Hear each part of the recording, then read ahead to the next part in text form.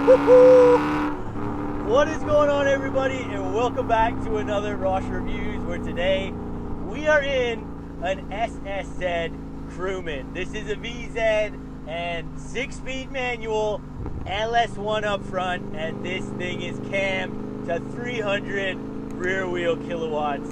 Man, these things are rare.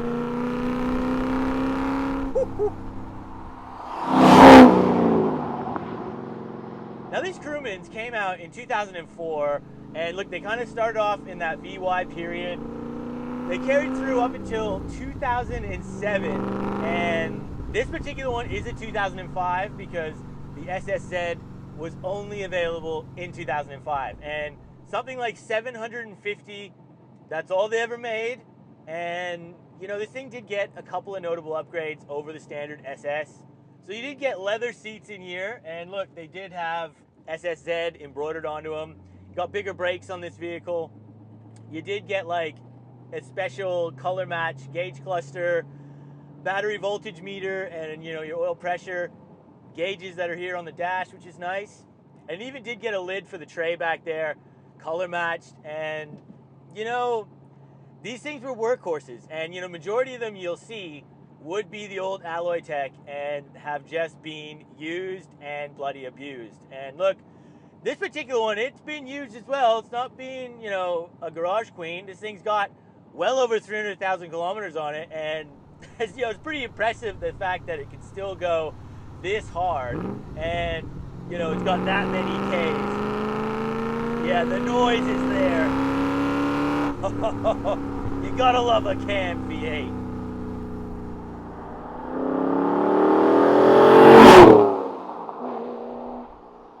Now, under the bonnet, this did have the 5.7 liter LS1, and this SSZ was kind of like the last run out with this motor before they went to the L76 6 liter V8. So they were trying to get rid of these things, and that's why they made the SSZ. It had 235 kilowatts and about 460 newton meters straight out the bag, and you know, it's still pretty healthy numbers. Rear wheel drive, could have gotten the slush box 4-speed or the T56. You got to have it in the T56. And these things, look, were really, again, used. And, you know, people who bought these things, it wasn't like, most of the time this thing wasn't their weekender. You know, it was like, this is a work vehicle, and we're going to put it to work because it had a towing capacity of 2.5 tons. Excuse me while I send it.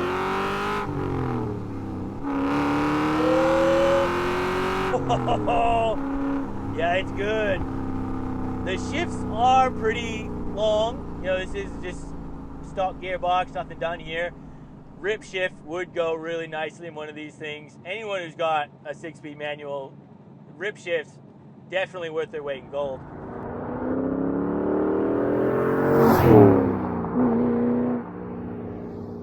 Now, some of the mods that are on this car, look, it's got a cam in it. It does have a cold air intake, and it's got an X-Force exhaust, and that's pretty much it. You know, it's been tuned, like we said, to 300 rear wheel kilowatts, and it goes pretty damn well.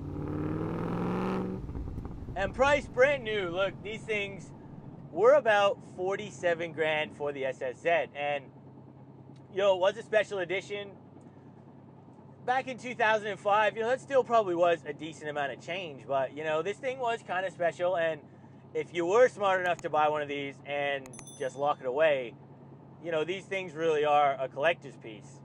Nowadays, on the used market, these things are really hard to find, even just, like, your standard ones. In decent condition, they're rare. And this particular SSZ, you know, again, there's only 750 of these things made, so there's not many that come up. When they do come up, generally, you know, you kind of, still an LS1 V8, you're going to be looking around that 20 grand mark. Now look, this thing, it's a bit of a Frankenstein because, you know, you see it and it's got like 3/4 of a sedan, and then you got like the ute tray in the back, and it's 4-door. It's just really kind of awkward when you see this thing. Like, I wouldn't say it's ugly, but, you know, it definitely is. You got to look at it at the right angle here. The back seats, they're still tight. You know, you could fit 5 people in this thing, but you know, you're going to be squished in the back of this. There's no doubt about that. And when you compare these to, like, you know, a VZ Ute just with the 2 doors, those definitely are sleeker and sexier, but that's why so many people bought these who actually used them for work, because, you know, you're going to the job site, you need to have space in these things, you need to have people in the back. It just was a workhorse, really was. And back in the day, you know, people bought these instead of your traditional Utes, you know, like your Ford Rangers, your Toyota Hiluxes. Like, a lot of people just did get these things because they were local and they were a bit more affordable.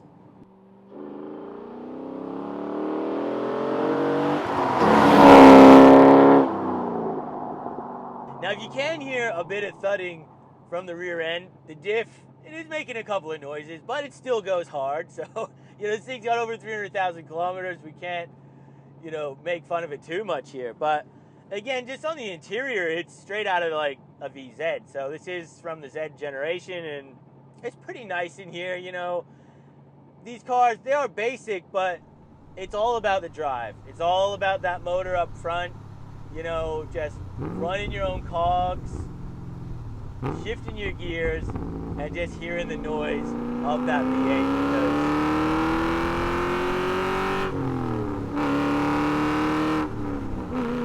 Oh, it's good.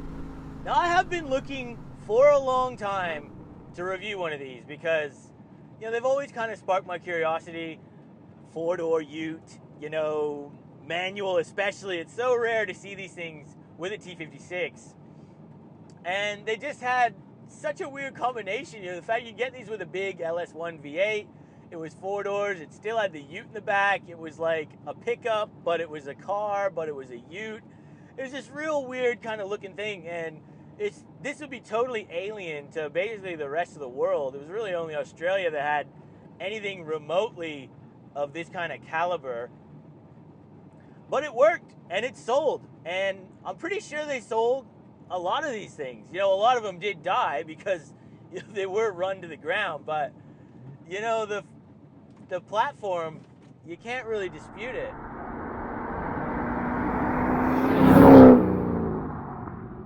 And look, this is a big car, like big Ute, whatever you want to call this thing, because, yeah, it's long, it's big, weighs something like 1.8 tons. When you're talking about handling of this thing, it's not built for that. It is, you know, it is just, you know, real basic in here. It's rack and pinion. The steering's actually not too bad. It does kind of sway around a little bit because it does need to be a little bit dampened here, especially if you're gonna have a load on the back. But yeah, you know, there's a bit of sway. The steering is all right, but that's not what this thing is really designed for. Now, just pulling up on this back road here, guys. We're going to do the 0 to 100. Actually not sure what one of these things are claimed at. I think it's around 5.5 seconds, but we will find out. So we're just stopping here. We're going to reset the draggy. And guys, if you are liking this content, please make sure you are hitting that like button, subscribing, and let's see what this thing's going to do.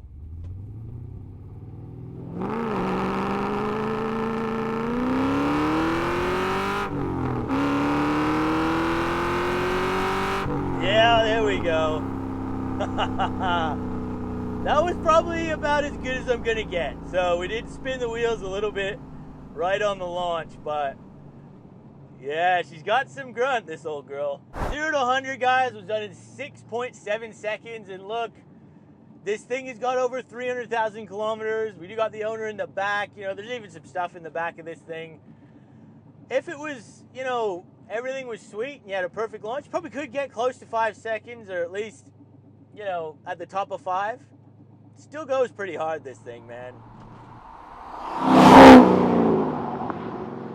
Now, I'm going to finish the video off here today, guys. So a huge thank you to the owner for allowing me to take out this SSZ Crewman, because you just don't see these things around hardly ever, especially in the T56. You know, these things are pretty damn cool to just see. So I hope you guys did enjoy this video. Hope you learned something. If you did, make sure you hit that like button. Consider subscribing if you're new here. We'll see you on that next video.